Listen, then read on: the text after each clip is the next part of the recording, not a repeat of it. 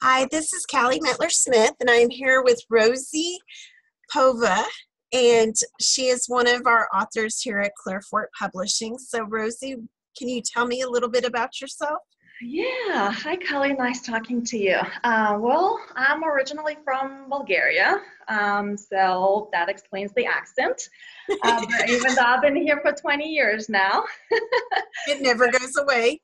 nope, I still have it. Um, I've been writing for about 14 years. I have three published books. I have three kids, and I live in Dallas, Texas. Oh, how long have you lived in Dallas, Texas?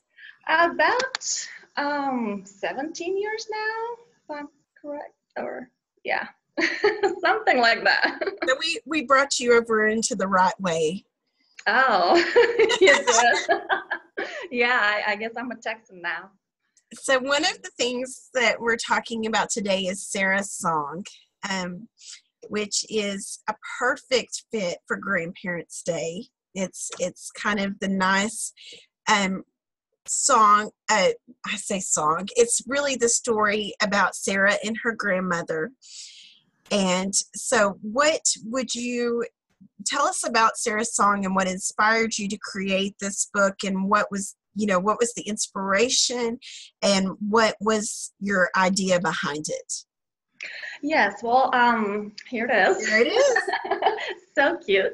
Um, Sarah is about the special bond that this girl shares with her grandma through dancing and singing. But when grandma's too tired to perform at the fall festival, then Sarah needs to do something in order to keep the tradition alive. It's a sweet story about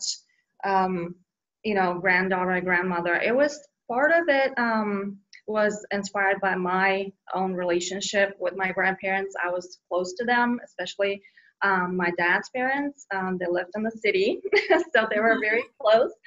And when my grandfather was actually very ill, nobody told us about what was going on. And I just thought, he was just tired. And maybe if he ate a little bit better or moved around a little bit more, he'll get better. And that was my naive way of thinking about it. The idea was sort of what children would think, if grandparents are aging and they're not able to move around like they used to. And so that was the idea behind it, because Sarah and grandma loved to sing and dance, but then grandma could no longer keep up. So, yeah, but it's not a sad story, and grandma is okay. Yes, yes. Well, Emma, I just want to give a shout out to Emma Allen, because the illustrations are so gorgeous. I have so many favorites. I can't even, show you one or two. And every time I look in the book, I just find different details that I enjoy. It's just, oh, look at that, so pretty. yes. So, but it's great. Yes, it's an absolutely beautiful book. One of the fun things that Emma did is that she created a little bit of a story within a story with the characters of the cat and dog that are kind of in between, and they interact with Sarah and her grandma, but they're always present somewhere, almost like Where's Waldo of where the cat and the dog is. Exactly. And I loved the fact that she kind of put her own little stamp on the story in that way. And Emma is a very, very talented illustrator from the UK. And she actually is releasing her second book with Clairfort. Here, actually, the day after we're recording this, the book is coming out. And so I agree. Emma really brought Sarah to life in that book, and really took the book to a whole nother level because of her illustrations. And so we were so lucky that she agreed to do it and really brought her talent to that project. So yeah, that is just, Sarah's Song is one of the books that you have published with us. But when I first met Rosie, the book Rosie sent me 3 manuscripts at the same time, and I loved all 3 of the books, but the one that really was like the one that I loved was, I call it the Willie book, because the main character's name is Willie. I don't know if we actually ever call him Willie in the book. We know his name is Willie, but the name of that book is If I Weren't With You, and it is very much the Mama Bear book. So how did you come up with the concept of If I Weren't With You? Well, honestly, let me show you Willie, by the way. Really? It is a bear tie. And here's the actual book. But yeah, the original idea, honestly, was from just the kernel of it was from the news. It wasn't a good idea at the time, kind of sad story, and I didn't want it to be sad. And then I started, writing and revising and developing, and so it turned into something different. The focus of the story changed, and so it became a story about mother's love, like the love between Mama Bear and her little cub. And so, like many kids, Willie is curious, he's active, and sometimes he fears, how he has fears about the dangers of the world or the unknown, separation anxiety. And he talks to Mama Bear about it. And I know that many kids might have the same questions, but they just don't know how to voice that. And so it starts a conversation as just the parent can take over and, talk to the kids about stuff like that. But it's a bedtime story. And I know moms have cried reading it, which is a good compliment. It is. Well, and it's been compared to other books that are fairly famous too. I know, yeah. That's that too, it's such a good thing to hear when they say, it's reminiscent of the Runaway Bunny, or How Much I Love You, or, Yeah. So.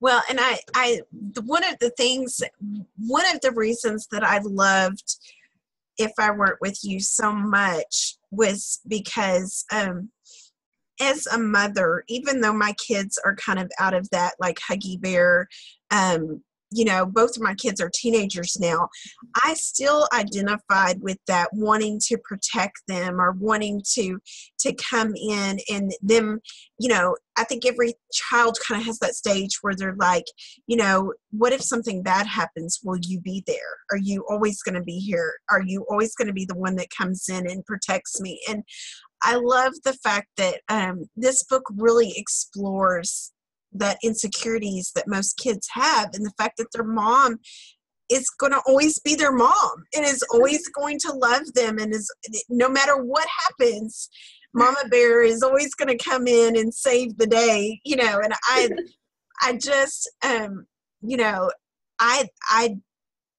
will admit that there might have been a few tears that were shed the first time I read it, just because I identified so heavily with the Willie and his mom in the back and forth, and I had boys, so the fact that Willie was a boy really helped that too. But Willie is definitely a great character.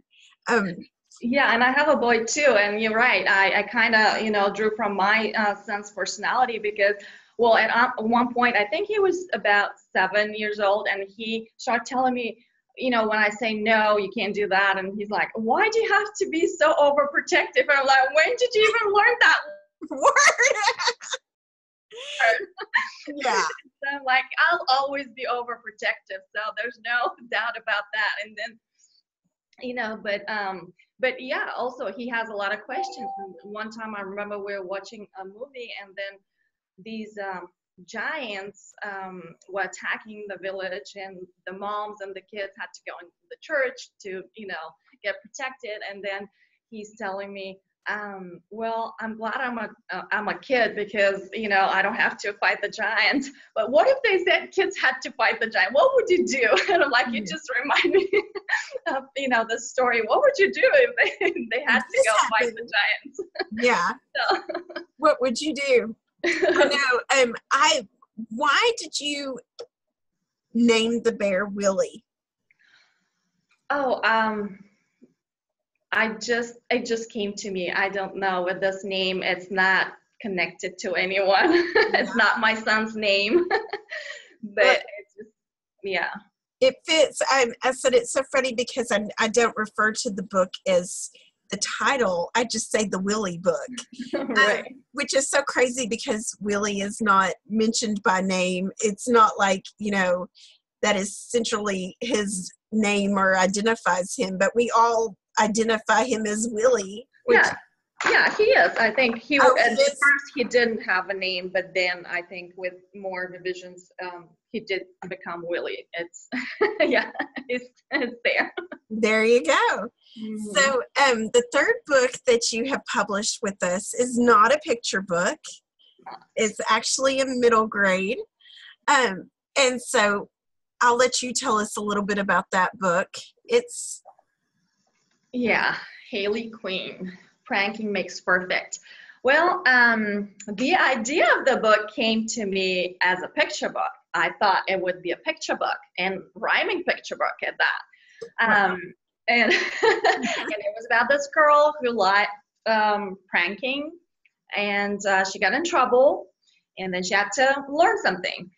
But it was too big for a picture book. So after playing with it for a while, I just realized, no, that would never fit into a picture book. There were too many problems, needed more characters, and I knew it wasn't. But I had no idea how to write in middle grade at the time.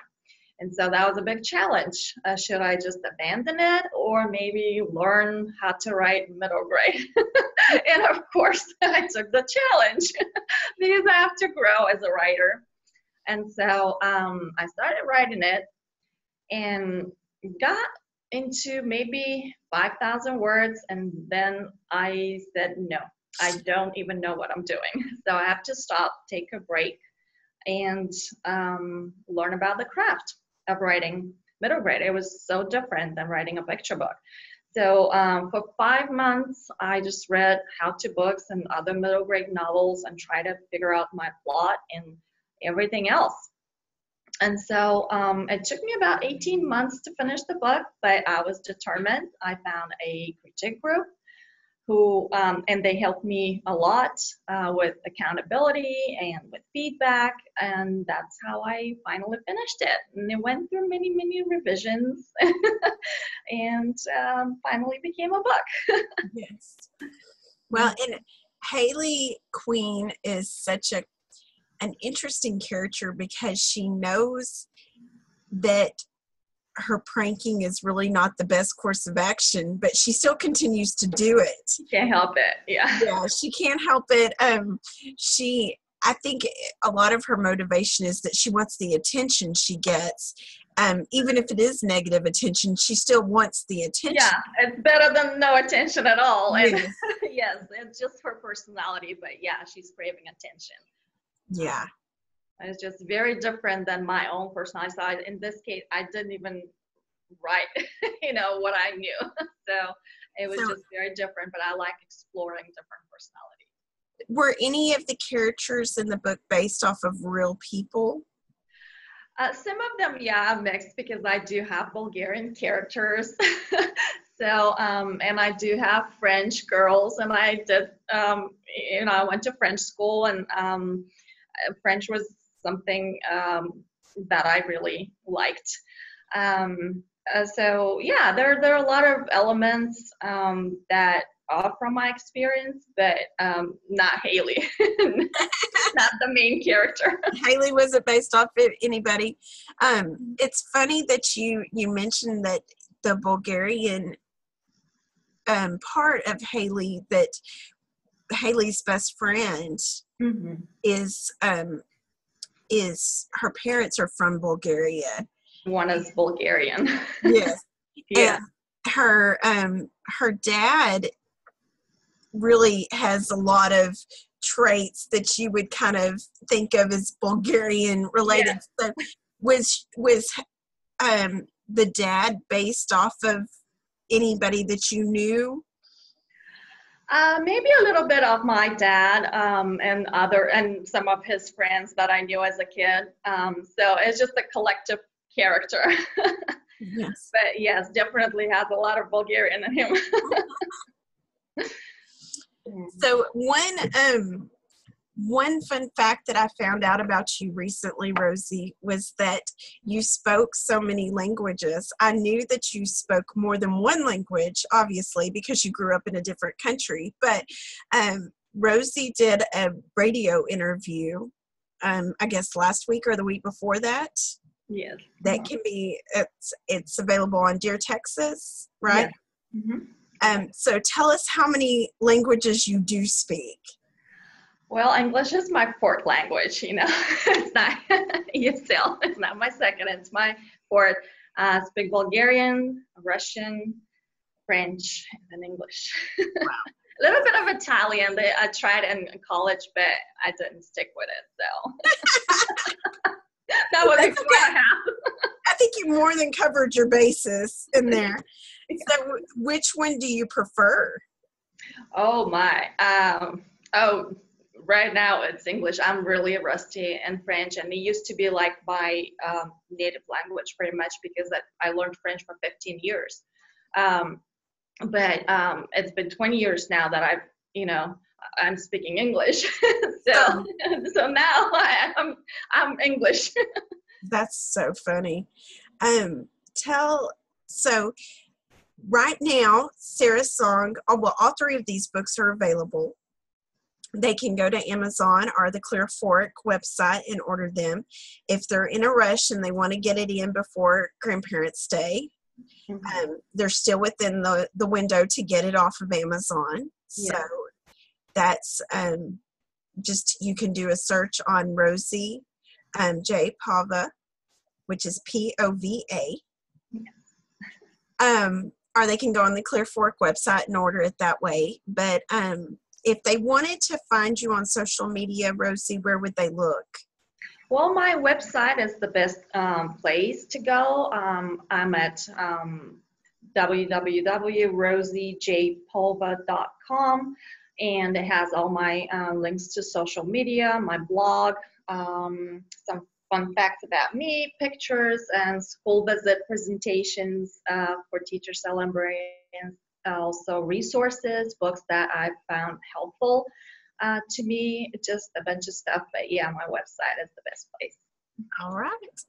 Well, and we'll make sure that we post that in as a link underneath this video when we post it. So thank you so much for spending some time with me tonight, Rosie. Oh, thank you, Kelly. So nice talking to you. It's always a pleasure. Till next time. Bye.